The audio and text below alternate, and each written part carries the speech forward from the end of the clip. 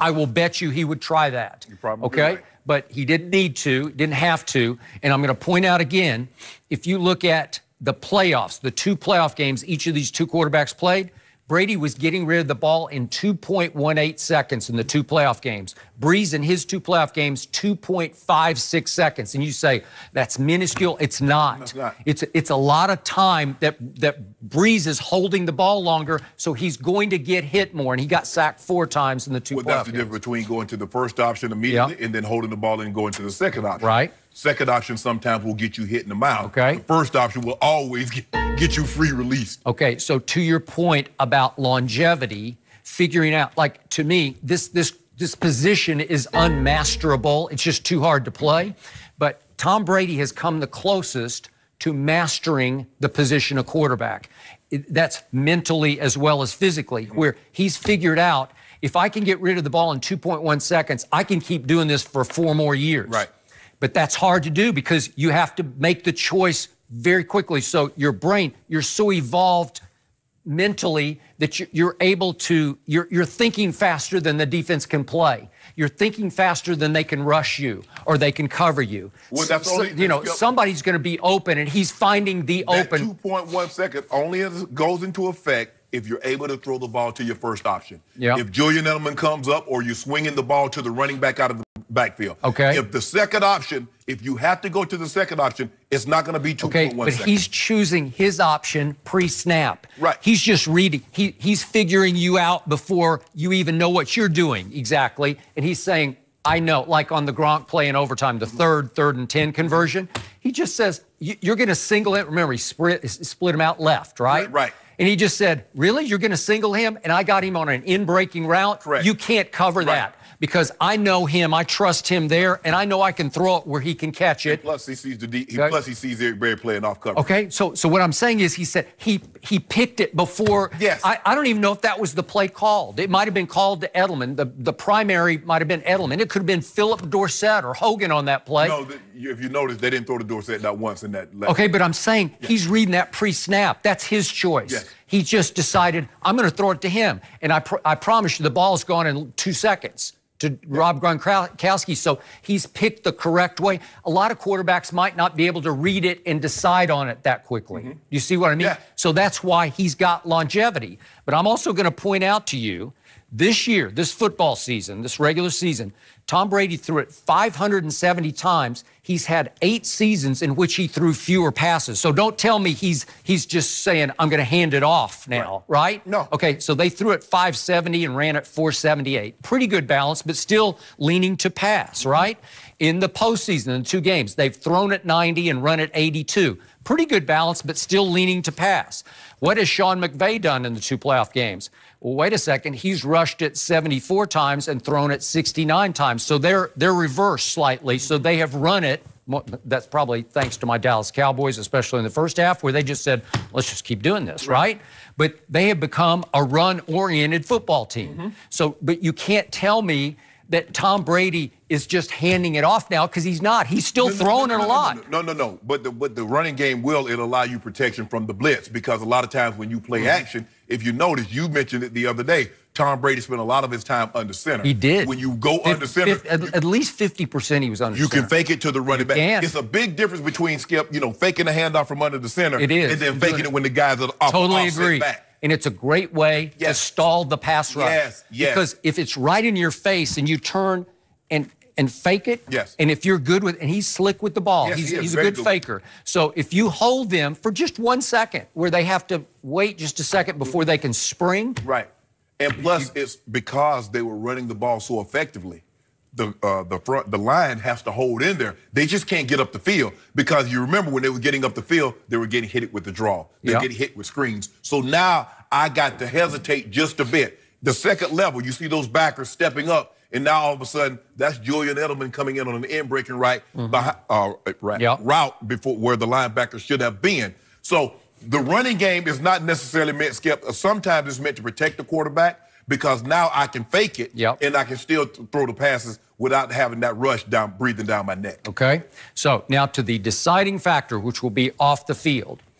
What do you always tell me about why did you stop playing? At some point, you just finally said, I just don't love this anymore. They want to go to meetings anymore. I don't want to do it anymore. I've had enough of this. Yeah. I also think you get so battered. Your body gets battered to the point where you just say, I don't love this. I'm ready to go on and do something else with my life.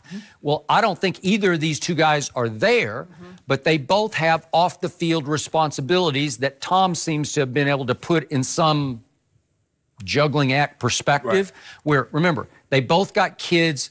Tom has 3 under the age of 11, and Drew has 4 under the age of 10. He's got 3 sons and the youngest is a daughter, but 4 under the age of 10.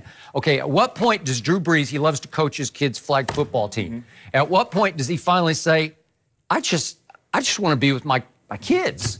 What if the daughter could be playing sports too? What if he just says, I want to be with all of them? What if they're all doing whatever they're doing, right? That's a very good point, Skip, and let's start with Tom. Giselle has been very understanding. She has. At some point. Now, she said that he said, okay, I'm going to play this many years and I'm going to, but she's come to the conclusion, or she's come to the resolution, or she's resigned to the fact that, you know what, if I drag Tommy away, he's going to resent it. He's having so much fun. He wants to continue to play. Let me leave well enough alone, and when he's ready to come home, he'll come home. I believe the same thing is at play for Drew Brees. Because when you play football, and when you play quarterback, and you play it like these two gentlemen do, so much of your time is devoted to studying football. Mom has to be mom and dad. They get the kids up, get the kids ready, take them to school, go to practices, go to the games. They do all the things that when Tom is studying and when Tom is at practice and when he's on the road playing games or on his way to play a game, Drew, same thing. They do all the things that dad can't do. So for them to be able to do that for not 1 year, for 5 years, for 10 years, might be 12. That takes a very understanding person. It does. And is it possible in another year? That's a lot of work, man. Would Giselle, she might dig in at some point and just say, I'm sorry, I don't want to do this anymore, right? And look, maybe they have help. But even if you got help, Skip, that's a big responsibility. Kids are a lot of responsibility. So I don't care how much help you have, it's still a lot of yeah. And to get the kids up, but you're doing it. You're like, the help, they didn't help make these kids. So you help make them. I need you to help own some of this responsibility. But for these women to say, you know what, do what you love. I'm going to sit back. I'm going to be mom. I'm going to be dad. I'm sure they've had, Skip, this is a conversation that you have every single year. Okay, this is what I want. You sit down when you start, grafting or planning out how you want to do this. You sit down with Giselle. I don't know Drew's wife's name, but he sits down with her and he says, okay, this is what I'm thinking. I would like to do this, this, and this. What are you thinking? Would it be okay? I'm sure these are the conversations that they're having. And, at some point in time, you're right. Somebody's going to say, you know what, baby, I've been doing this thing for 12 years. It's time for you to come home and help. And then, like ultimatum, come home, or else I might not be here when you get back next time. One of those. And Skip, the thing is that everybody thinks, and the thing that having a lot of friends that are retired is like, the wife wanted them to come home, or the significant other wanted them to come home, and everybody says, man, I just want to be home with my kid. But that's a big transition, because you go from being home pretty much all day by yourself to being up under Tom, or being up under Drew, or being up under David for 10, 12 hours a day. You're like, hold on, wait a minute. You need to find something to do. Well, I had something to do. I was going to work every single day, and you wanted me to come home. And now that I'm home, you want me to go do something. Oh, no. I'm staying right here. I'm staying right here. So that's also something at play. What did we see on the field at the end of the New England at Kansas City game? We saw Tom Brady acting like a little kid.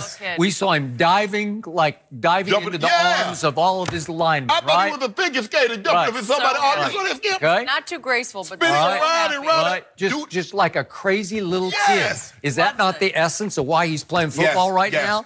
Would he tell you that's as much fun as he's ever had in his life? He would probably tell you that, right?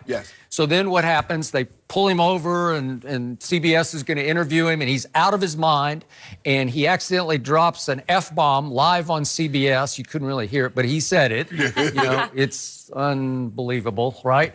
And then what did he do? Then he gathered himself, and he turned to the camera, and he said, I want to say hi to my wife. Yes. I love you, and then his family, but he started with Giselle. Yeah. She obviously wasn't in Kansas City, but he wanted to make sure I thank her because she made this all possible. He knows that. It's behind the scenes. You and I do. You and I have the easy job. We doing what we love, Skip. We know what we're talking about. You have an idea of what you want to say. I have an idea. It's people behind the scenes. Well, Giselle have the legwork. You know, I'm getting up early, getting the kids ready to go, getting them off to school, picking them up, helping them with homework, blah, blah, blah. Tom Brady spending 5-6 hours a day doing, run. Oh, okay. Hey, Josh, did you see what they did on this situation? At this area of the field, I've seen a lot. They've been playing a lot of cover 5. And if we motion Edelman, they're not passing it off, so he's going to be able to get inside. You saw Coach Belichick diagram the same play one time, put him in motion. All they did was flip the formation. And what they should have did the second time, they effed it up the first time. And then when they effed it up the first time, they didn't follow through the second time. But they got the same.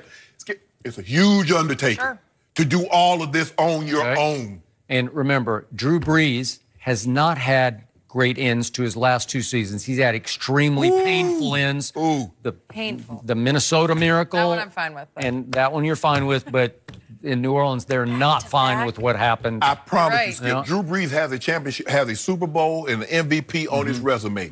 I guarantee you the feeling that he felt when he won that does not coincide with the pain that he's feeling after what happened Sunday and what happened in Minnesota. No, I agree. The winning never feels as good as the losing. So is it possible he's going to sleep on it for a couple of weeks and say, I just can't take this anymore? I don't know. No, because you don't want to end on that note. You don't want your final game to end like that. Because his final game, if it ends, Skip, you know he threw a pick.